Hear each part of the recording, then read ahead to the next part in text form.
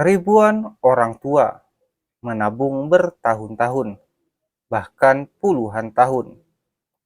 Mereka menjual sawah, menggadaikan rumah demi satu impian, berangkat haji ke Tanah Suci. Namun, apa jadinya jika di balik daftar tunggu yang panjang itu ternyata ada praktik busuk yang menyelundupkan orang-orang berduit lewat jalur belakang? Jika kuota haji yang seharusnya sakral dan penuh berkah malah jadi komoditas dagang oleh segelintir pejabat.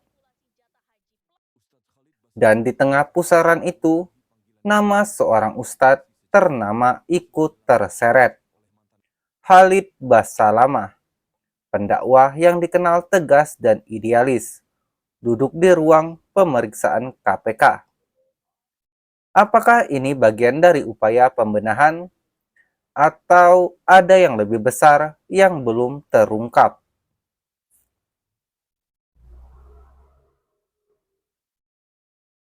Senin 23 Juni 2025, Gedung Merah Putih KPK.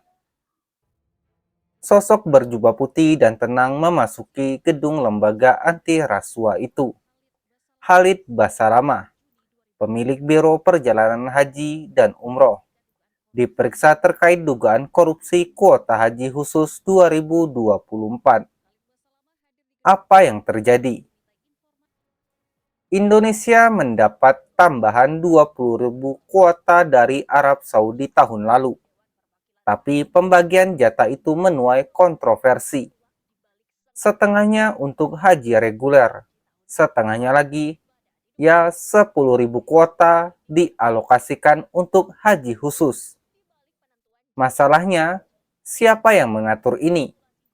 Siapa yang mendapat kuota? Dan berapa uang yang berputar dalam diam? Ustadz Khalid diperiksa bukan karena sebagai tersangka, tapi sebagai saksi penting. Ia sangat kooperatif, memberi keterangan secara rinci dan menurut KPK, informasi darinya sangatlah membantu. Namun, fakta bahwa ia diperiksa justru menyentak publik.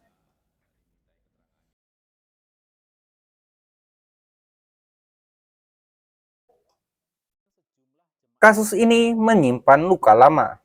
Ketua KPK, Setio Budianto, mengakui ini bukan pertama kalinya kuota haji jadi bancakan. Sudah sejak tahun-tahun sebelumnya, kasus serupa muncul. Namun seperti biasa, senyap di tengah jalan. Kini, dengan masuknya figur publik seperti Khalid Basalamah, sorotan publik pun meningkat. Pansus Haji DPR 2024 mengungkap adanya kejanggalan sistematik dalam pembagian kuota. Kuota bisa didapat tanpa transparansi. Diduga ada gratifikasi, suap, bahkan pemerasan. Bayangkan, seorang nenek di pelosok yang menunggu 10-15 tahun antrean bisa disalib oleh orang yang membayar lebih. Bukan karena dia lebih dulu, tapi karena punya akses. Itulah kenapa investigasi ini sangat penting.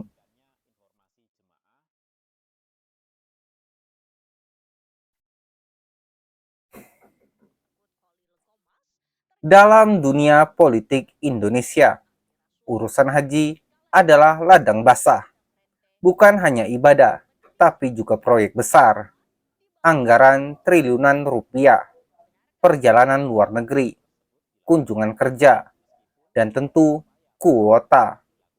Satu angka yang bisa bernilai puluhan juta hingga ratusan juta rupiah. Nama-nama besar mulai disebut. Mantan Menteri Agama Yakut Khalil Qomas juga disebut sebagai pihak yang mungkin akan dipanggil. KPK tidak menutup kemungkinan siapapun bisa diperiksa. Mantan penyidik KPK Yudi Purnomo menilai penyelidikan ini adalah babak baru. Dan sudah karena ada pansus DPR, KPK punya modal data kuat untuk menaikkan kasus ini ke tingkat penyidikan.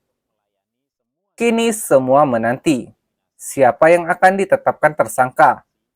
Apakah akan menyentuh level eselon 1 atau justru akan terhenti seperti yang sudah-sudah.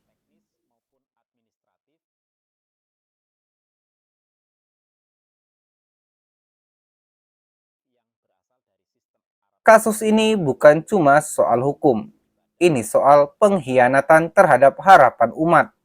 Haji adalah panggilan suci, tapi jika ternyata ada orang dalam yang mengatur siapa berangkat duluan, berapa harus dibayar, dan siapa dapat jatah, lalu di mana keadilan bagi jutaan umat yang berdoa dalam sujud panjang mereka? KPK kini di titik krusial. Jika kasus ini bisa dibongkar sampai ke akar, ini bisa jadi momen pemulihan kepercayaan. Namun, jika lagi-lagi mandek, ini akan jadi tamparan keras bagi bangsa yang katanya religius tapi menyimpan kerakusan di balik ibadah. Dan untuk kita semua, mungkin saatnya bertanya, apakah kita sedang menyembah Tuhan atau menyembah sistem yang dibajak oleh kekuasaan? Ini bukan sekedar berita, ini soal siapa yang mencuri kesempatan suci umat. Klik like dan share jika kamu peduli pada keadilan di Tanah Suci. Jangan lupa subscribe karena kebenaran tak boleh dikubur di bawah karpet kekuasaan.